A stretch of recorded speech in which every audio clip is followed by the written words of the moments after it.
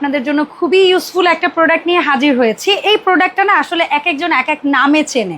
যেমন কেউ এটাকে ড্রাম বাস্কেট বলে, কেউ ভেজিটেবল র্যাক বলে, কেউ কিচেন স্টোরেজ র্যাক বলে।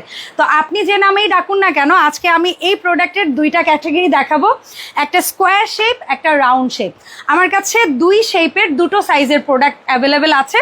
4 layer round shape, 5 layer round shape, 4 layer square shape, 5 layer square shape. Square শেপটার আবার উপরে কিন্তু একটা ব্যারিয়ার দেওয়া আছে। আমরা যদি কাপ, গ্লাস, মগ বা ছোট ছোট মশলার জারগুলোও চাই এখানে রাখতে পারবো।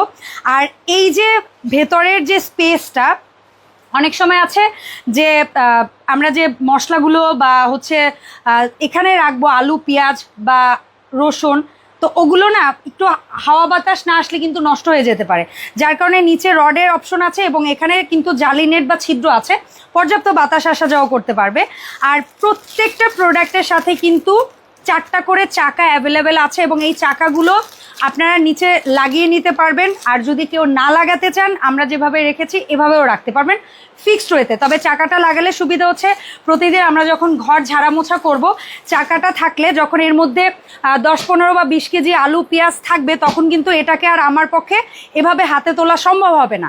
তখন চাকাটা থাকলে আমরা এভাবে ঠেলে এক পাশ থেকে অন্য পাশে নিতে পারবো, কাজ করা শেষে আবার ঠিক জায়গায় এনে রাখতে পারবো। তো এই প্রোডাক্টের মধ্যে আপনারা যে প্রোডাক্টে অর্ডার করুন না কেন, জাস্ট সিম্পল একটা স্ক্রিনশট দিয়ে কিন্তু আপনারা আমাদের ভিডিও স্ক্রিনে দেওয়ার নাম্বারে ইনবক্স করতে পারবেন। সো আমরা কিন্তু 64 জেলায় এই প্রোডাক্টটা ডেলিভারি করছি, একদম হোম ডেলিভারি, এবং কোনো প্রকার অগ্রিম টাকা পরিশোধ করতে হচ্ছে না। আপনারা প্রোডাক্টটা নেবেন, চেক করবেন কোয়ালিটি, আফটার দ্যাট আপনারা কিন্তু টাকা পে করতে পারবেন।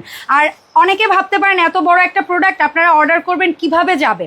সো এরকম একটা প্রিমিয়াম মাস্টার কার্টুনে আপনার কাছে প্রোডাক্টটা চলে যাবে সেফলি, কোনো প্রকার ড্যামেজ ছাড়া। সো এই ছিল ওভারঅল আমাদের আজকের ভিডিও। ইনশাল্লাহ এরকমই নতুন কোনো ভিডিওতে আবারও দেখা হবে। আসসালামু আলাইকুম।